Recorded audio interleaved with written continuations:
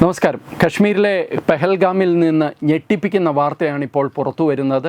കശ്മീരിലെ പെഹൽഗാമിൽ നേരത്തെ റിപ്പോർട്ട് ചെയ്തതുപോലെ അവിടെ സന്ദർശിക്കാൻ എത്തിയ സഞ്ചാരികൾക്ക് നേരെ ഇസ്ലാമിക ഭീകരർ വെടിയുതിർക്കുകയും കർണാടകയിലെ ശിവമോഗ സ്വദേശി ഒരു മഞ്ജുനാഥ് റാവു കൊല്ലപ്പെടുകയും ചെയ്തു എന്നായിരുന്നു വാർത്ത.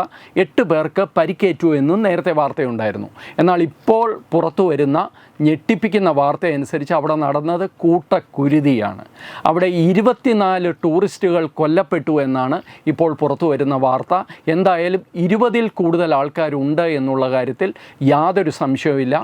ആൾക്കാരുടെ പേര് ചോദിച്ച് അവർ മുസ്ലിങ്ങളല്ല എന്ന് ഉറപ്പുവരുത്തിയ ശേഷമാണ് തീവ്രവാദികൾ വെടിവെച്ചതെന്ന് പറയപ്പെടുന്നു. 3 തീവ്രവാദികൾ ഉണ്ടായിരുന്നു. 3 പേരും ആർമി യൂണിഫോമിലായിരുന്നു എന്നാണ് ഇപ്പോൾ കിട്ടുന്ന വാർത്ത. കേന്ദ്ര ആഭ്യന്തര വകുപ്പ് മന്ത്രി അമിത് ഷാ അദ്ദേഹം കശ്മീരിലേക്ക് പുറപ്പെട്ടിട്ടുണ്ട്. അദ്ദേഹം രാത്രി പെഹൽഗാം സന്ദർശിക്കുമെന്ന് തന്നെയാണ് അറിയുന്നത്. ഈ തീവ്രവാദികൾക്ക് അല്ലെങ്കിൽ ഈ തീവ്രവാദി ആക്രമണത്തിന് ശക്തമായ മറുപടി കൊടുക്കുമെന്ന് പ്രധാനമന്ത്രി നരേന്ദ്രമോദിയും ആഭ്യന്തര വകുപ്പ് മന്ത്രി അമിത് ഷായും അറിയിച്ചിട്ടുമുണ്ട്. വരും ദിവസങ്ങളിൽ ശക്തമായ ഒരു നടപടി ഭാരതത്തിൻ്റെ ഭാഗത്തു നിന്ന് പ്രതീക്ഷിക്കാമെന്ന് തന്നെയാണ് മനസ്സിലാക്കുന്നത്. കാരണം ഇത് മറ്റൊരു അമർനാഥ് യാത്ര ആക്രമിച്ച സംഭവം നമ്മൾ ഓർക്കുന്നുണ്ട്. 8 വർഷങ്ങൾക്ക് ശേഷം സമാനമായ ഒരു സംഭവമാണ് ഇപ്പോൾ ഉണ്ടായിരിക്കുന്നത് എന്ന് മാത്രമല്ല, പുൽവാമയിൽ സംഭവിച്ചതുപോലെ മറ്റൊരു പുൽവാമയായിട്ട് കൂടി വേണമെങ്കിൽ ഇതിനെ കരുതാം. കാരണം ഒന്നും അറിയാത്ത നിരപരാധികളായവർ കാശ്മീരിൻ്റെ സൗന്ദര്യം ആസ്വദിക്കാനായി മറ്റ് സംസ്ഥാനങ്ങളിൽ നിന്ന് എത്തിയ ടൂറിസ്റ്റുകൾക്ക് നേരെയാണ് ഈ ആക്രമണം ഉണ്ടായിരിക്കുന്നത്.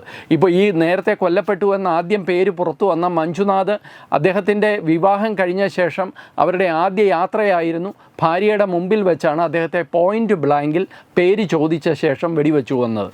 മറ്റ് 24 ടൂറിസ്റ്റുകൾ കൊല്ലപ്പെട്ടു എന്നിപ്പോൾ പുറത്തു വരുന്ന വിവരം അനുസരിച്ച് നോക്കിയാൽ അതൊരു കൂട്ടക്കുരുതിയായിരുന്നു എന്നുള്ള കാര്യത്തിൽ യാതൊരു സംശയവുമില്ല.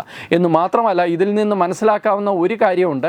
ഇത് കൃത്യമായി പാകിസ്ഥാൻ്റെ കൈ ഇതിൻ്റെ പിന്നിലുണ്ട് എന്നുള്ളതാണ്. പാകിസ്ഥാൻ്റെ പ്ലാനിങ് ഇതിൻ്റെ പിന്നിലുണ്ട്. എന്തുകൊണ്ടാണ് അങ്ങനെ പറയുന്നത് എന്ന് ചോദിച്ചു കഴിഞ്ഞാൽ അതിനൊരൊറ്റ ഉത്തരമേ ഉള്ളൂ. ഇതിൻ്റെ ടൈമിംഗ് ആണ്. പ്രധാനമന്ത്രി നരേന്ദ്രമോദി അദ്ദേഹം സൗദി അറേബ്യയിൽ സന്ദർശനത്തിലാണ്.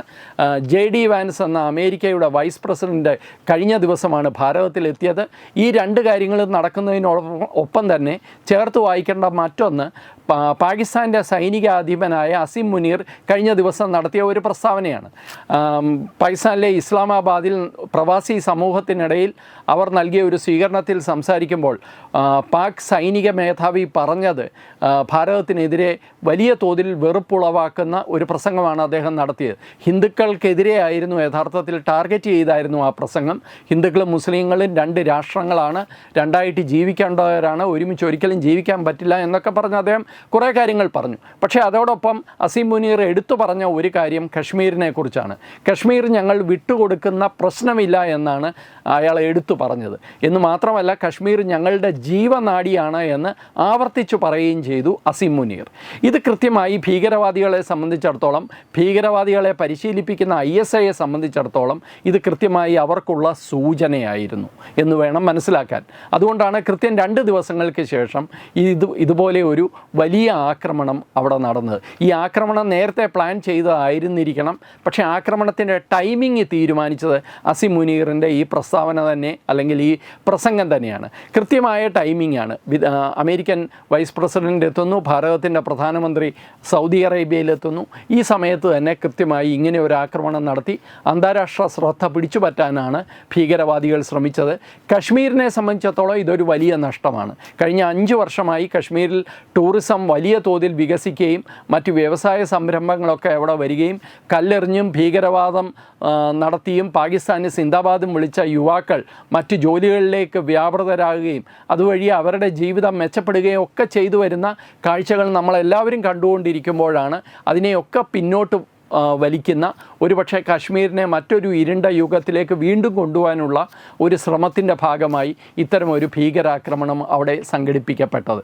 എന്തായാലും ഭാരതത്തെ സംബന്ധിച്ചിടത്തോളം കഴിഞ്ഞ ദിവസങ്ങളിലാണ് ബംഗാളിൽ വഖഫ് അക്രമികൾ 2 പേരെ വീട്ടിൽ നിന്ന് വലിച്ചിറക്കി വെട്ടിക്കൊന്നത്. അവർ 2 പേരും ഹിന്ദുക്കളാണ് എന്നുള്ള കാരണം കൊണ്ട് മാത്രമാണ് അവർക്ക് ആ ഒരു ദുർഗതി നേരിടേണ്ടി വന്നത്. ഇപ്പോൾ ബംഗാളിന് ശേഷം ഇന്ത്യയിൽ തന്നെ ബംഗാളിന് ശേഷം ഹിന്ദുക്കളായതുകൊണ്ട് ഭാരതത്തിൽ തന്നെ ഒരു 20-ൽ കൂടുതൽ ആൾക്കാരെങ്കിലും ഇന്ന് കൊല്ലപ്പെട്ടിരിക്കുന്നു. ഇതിനെതിരെ ശക്തമായ നടപടിയെടുക്കാതെ നമ്മൾ ഈ ഭാരതത്തിൻ്റെ വികസനം, പുരോഗതി അല്ലെങ്കിൽ അന്താരാഷ്ട്ര തലത്തിൽ ഭാരതത്തിൻ്റെ വലിയ സ്ഥാനം ഇതിനെക്കുറിച്ചൊന്നും പറഞ്ഞിട്ട് കാര്യമില്ല. ഈ നാട്ടിൽ ഹിന്ദുക്കൾക്ക് സമാധാനത്തോടെ സംരക്ഷണത്തോടെ ജീവിക്കാൻ സാധിക്കുന്നില്ലെങ്കിൽ മറ്റേത് നാട്ടിലാണ് അത് സാധിക്കുക? ഈ ഒരു ചോദ്യം ഭരണകർത്താക്കളോട് ഉയർത്തേണ്ട സമയമാണിത്. ഭരണകർത്താക്കൾ അതിന് ഉത്തരം പറയേണ്ട സമയം കൂടിയാണ് ഇത്. നമസ്കാരം. എഡ്യൂബിക്സ് online executive education, focus physiotherapy centre പട്ടം, ഉന്നത് എഞ്ചിനീയറിംഗ് ഗുജറാത്ത്, തീർത്ഥയാത്ര.com, iron build Gujarat, PRS hospital Killipalam Thiruvananthapuram. 5 തലമുറകളായി നിങ്ങൾക്കൊപ്പം. തുമ്പമൺ ശ്രീ വടക്കുംനാഥൻ ക്ഷേത്രം, അമ്പലക്കടവ്, പത്തനംതിട്ട. ശ്രീമദ് സ്കന്ദപുരാണ മഹാസത്രം 2025 മെയ് 11 മുതൽ 18 വരെ. ബ്രഹ്മശ്രീ മുംബൈ ചന്ദ്രശേഖര ശർമ്മയുടെ മുഖ്യ കാർമ്മികത്വത്തിൽ മഹാഗണപതി ഹോമം, സ്കന്ദപുരാണ പാരായണം, മഹത് പ്രഭാഷണങ്ങൾ, പൂജഹോമാദികൾ, കലാസാംസ്കാരിക പരിപാടികൾ. സത്രയജ്ഞ കർമ്മങ്ങളിലേക്ക് എല്ലാ ഭക്തജനങ്ങളുടെയും സാന്നിധ്യവും സഹകരണവും സാദരം അഭ്യർത്ഥിക്കുന്നു. മഹാസത്രവേദിയിൽ മെയ് 18-ന് പഴനി അരുൾമിക ദണ്ഡായുധപാണി സ്വാമി ദേവസ്ഥാന അർച്ചക സ്ഥാനികർ ശ്രീസെൽവ സുബ്രഹ്മണ്യ ശിവശാരിയാരുടെ മുഖ്യ കാർമ്മികത്വത്തിൽ നടക്കുന്ന അതിശ്രേഷ്ഠവും സർവൈശ്വര്യദായകവുമായ സ്കന്ദഹോമം. സ്കന്ദമഹാപുരാണ സത്രത്തിന്റെ ആദിമധ്യാന്തമുള്ള സമ്പൂർണ്ണ തത്സമയ കാഴ്ച തത്വമയി നെറ്റ്വർക്കിൽ.